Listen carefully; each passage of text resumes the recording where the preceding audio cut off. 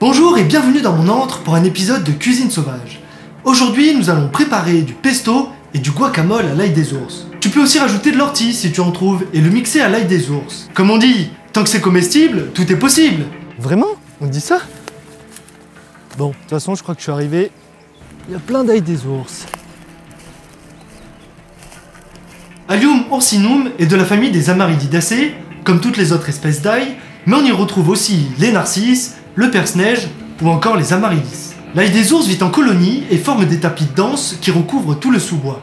On la reconnaît facilement à son odeur et à son port dressé. C'est une plante de 15 à 35 cm de haut dont les feuilles sont simples. Elles sont entières, lancéolées, c'est-à-dire qu'elles ont la forme de la pointe d'une lance, et longuement pétiolées.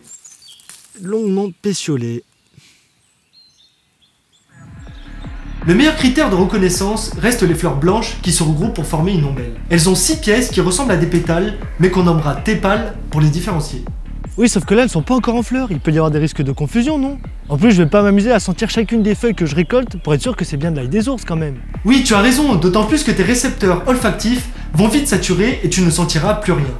Il faut faire attention avec ce moyen de reconnaissance qui est à utiliser avec parcimonie. Pour l'instant, ça sent encore bien l'ail. Mais avec quelle plante on peut la confondre alors? Avec l'arôme maculé, le muguet ou encore le colchique d'automne. Ces trois plantes sortent de terre à peu près au même moment que l'ail des ours, mais elles ont surtout la fâcheuse tendance à s'introduire au sein des colonies. Elles sont toutes toxiques, voire mortelles à certaines doses, en consommer pourrait s'avérer fatal.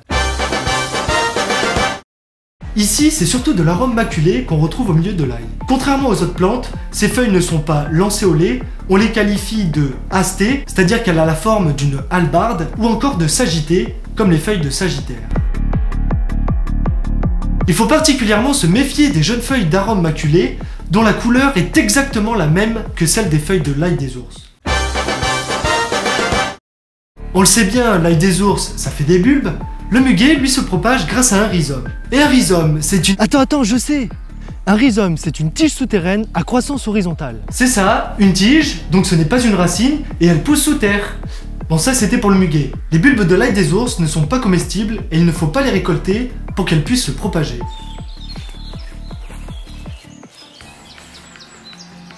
La dernière plante avec laquelle on peut confondre l'ail des ours, c'est le colchique d'automne, qui est une plante à bulbes.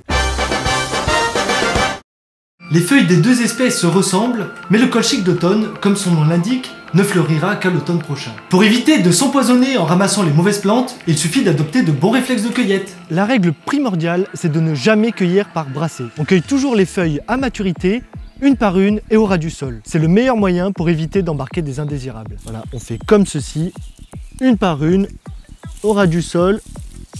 Comme ça, on récupère bien le pétiole et on est sûr que c'est de l'ail des ours. On ne récolte jamais dans un sachet en plastique, toujours dans un sachet en papier, sinon les plantes vont flétrir. Pour tout ce qui concerne les risques liés à la consommation des plantes spontanées, il faut absolument regarder le guide du parfait cueilleur.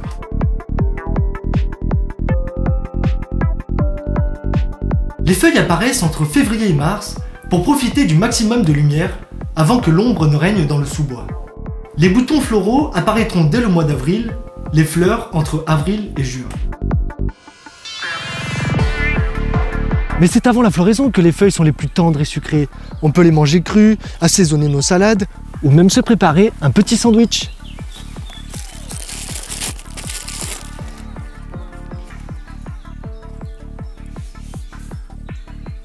Voilà, on peut mettre quelques feuilles pour assaisonner le sandwich. Attention, une consommation excessive peut occasionner des douleurs, voire des crampes à l'estomac. On la consomme comme l'ail cultivé, c'est-à-dire comme un condiment, et on évitera de se faire une salade entièrement à l'ail des ours. Voilà, je pense qu'on a tout dit, on va pouvoir passer en cuisine. Bon appétit! Pour le pesto, il nous faut 150 g de feuilles d'ail des ours, environ 100 ml d'huile d'olive et 50 g de poudre d'amande. On rajoutera du sel et du poivre pour assaisonner. On commence par mixer l'ail des ours et l'huile d'olive.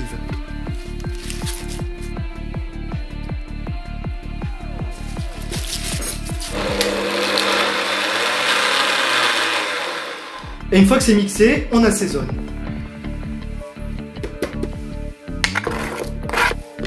On fait tourner un petit dernier coup.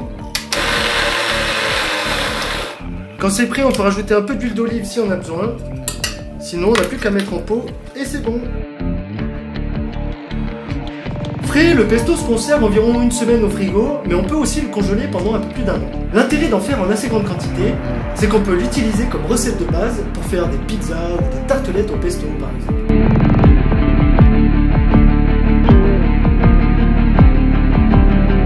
Mais ce n'est pas fini, on va maintenant préparer le guacamole.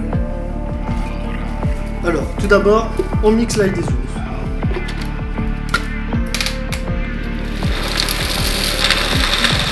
Ensuite, on rajoute l'avocat, le jus de citron, et c'est tout bon.